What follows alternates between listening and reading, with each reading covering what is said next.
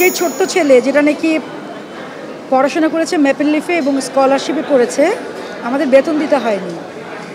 সেই ছেলেটা ও লেভেল এলেভেলে অনেক ভালো রেজাল্ট করেছে, ওয়ার্ল্ড হাইস্ট মার্ক পেয়েছে 600-তে 600, এসিসিএ পড়েছে এবং সিএ হয়েছে।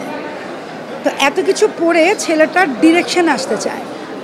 একদিক থেকে আমার মন অনেক ভালো, কারণ আমাদের প্রফেশনালটাকে ও প্রফেশন হিসাবে নিতে যাচ্ছে, সেক্ষেত্রে সে আমাদেরকে অবশ্যই সম্মান করেছে, এটা অনেক ভালো লাগার ব্যাপার। না, আর দিক থেকে মন খারাপ হচ্ছে যে আসলে কি এত দুর্গম, এত কঠিন এখনকার সময় পথটাও বেছে নিল, ও কতটুকু কি করতে পারবে, এই জায়গা থেকে আবার একটু ভয়ও লাগছে। কিন্তু এই নয়া নোট, এই কাজটা আসলে কখনোই হতো না যদি শাহিন আক্তার রঙ্গন মিউজিকের উনি যদি না থাকতেন। আসলে ব্যাপারটা আসলে আমি কিছুই জানতাম না, সত্যি কথা যেটা।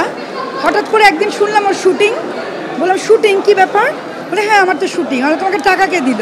বলে মামি, মানে শাহিন আক্তারকে সে মামি ডাকে, মানে রঙ্গন মিউজিক থেকে সে এই কাজটা করতে পেরেছে। এই জন্য আমি অবশ্যই জামাল ভাই এবং শাহিন আক্তারকে অনেক অনেক ধন্যবাদ।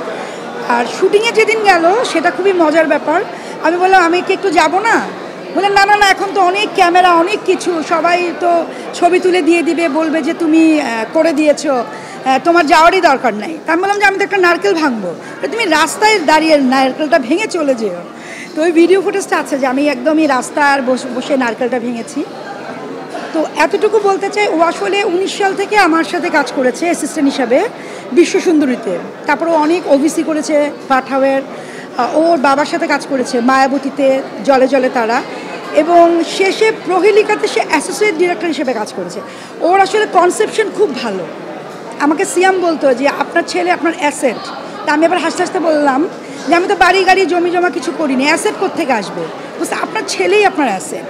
তা আজকে নয়া নোট, এটার আজকে প্রিমিয়ার শো, এবং এটা কালকে চ্যানেল আই যে আইস্ক্রিন এই প্ল্যাটফর্মে যাবে।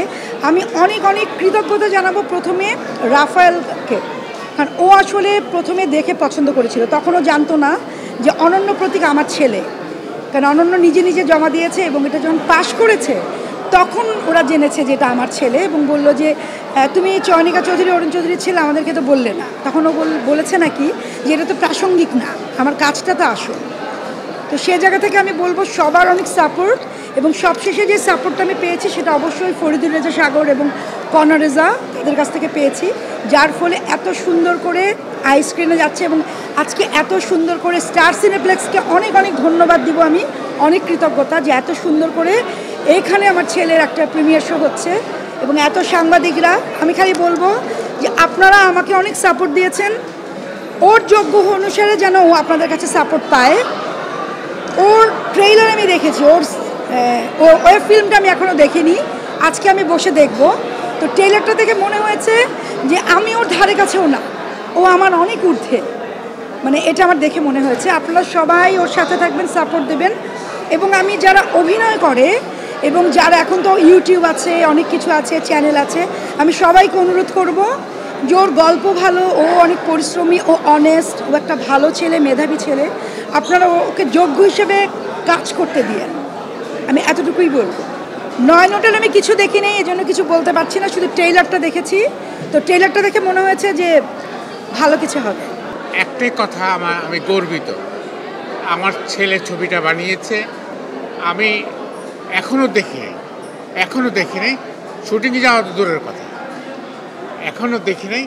আশা করি সবাই দেখলে ভালো লাগবে।